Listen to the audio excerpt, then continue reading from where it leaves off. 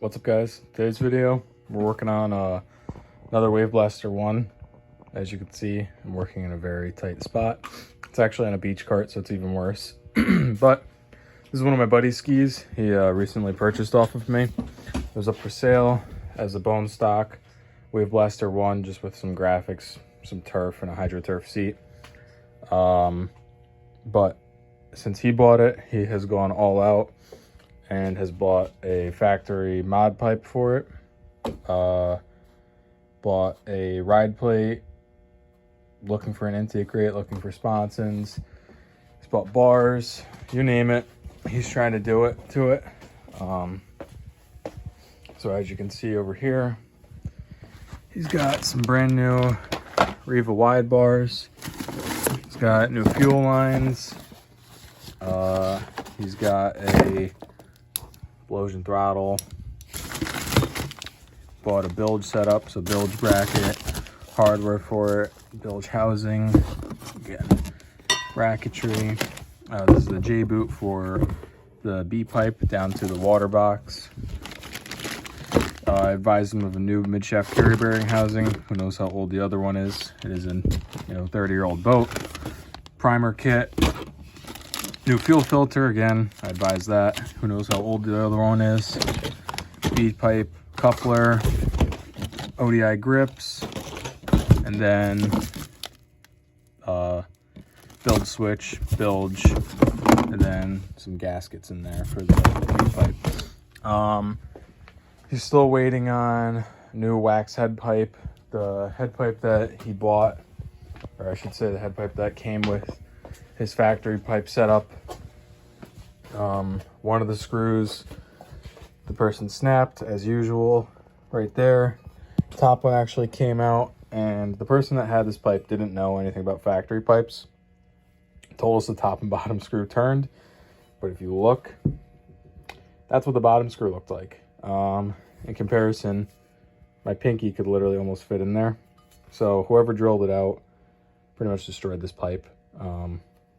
So I advised my buddy to go out and buy a new wax head pipe. Factory pipe won't make head pipes anymore. So this setup's gonna have a Ninja manifold on it, with a wax head pipe when it comes in, factory mod pipe chamber. So in this video, kind of just starting off the build series, I guess, on this too. He wants to do it together so I could teach him some things. And like I said, we're still waiting on some parts like motor mounts and things like that. But for now, I'm just going to put some bars on, throttle, grips, and get some wiring going and go from there. But he is still, saving up for some other parts. I advised him to get a new wear ring. Who knows how bad this one is. And along with a new wear ring, I told him to get a Hooker 1016 prop. He got a Riva Groovy ride plate. I advise either Riva Groovy or ProTech. And he's going to buy a Works 201 intake grate. So I'll open up the hood in a few minutes after I'm done putting on the bars and showing you that, and then we can see what we're working with. All right, so I just yanked the stock bars off, and I want to show you guys that let me show this really quick. On stock and aftermarket bars, there is a difference with putting your start-stop switch on. So the stock bars have this hole in them. And that hole is for this little pin, if you look, on your start-stop switch to go into. This one right here I'm looking at. If you put on aftermarket bars, which we're doing, you realize that there's no hole anywhere on these. You could either drill a hole in there, I don't recommend that, or you just take a file and file this down. Be very careful because you can see the brown wires right in your way. I always file it down. I don't want to drill into my bars. So yeah, do that. And that's one little tip. Also, on aftermarket bars, I don't know if it's true or not, but I don't think you could use the stock throttle because it's also the same thing. There needs to be a hole in there for it. So like I said, he's running a Blowsion throttle on these bars, but the Blowsion throttle also doesn't adapt to this. so you have to buy in a little adapter. Either comes with the throttle, sometimes not. So that's another thing you have to worry about. You could buy them on Amazon for like $10. I think that's what he ended up doing. So once I start bolting the bars up, I will show you those two things also. All right, so as you can see, it's now filed down smoothly. Just take your time, be very cautious, like I said, of any of the wires. And then I also put the throttle adapter on. So as you can see, this piece just threads over, and it still allows you to adjust your throttle, your idle and everything if you need to up here. So now I'm gonna pause the video again, throw some bars on, and get all this mounted up.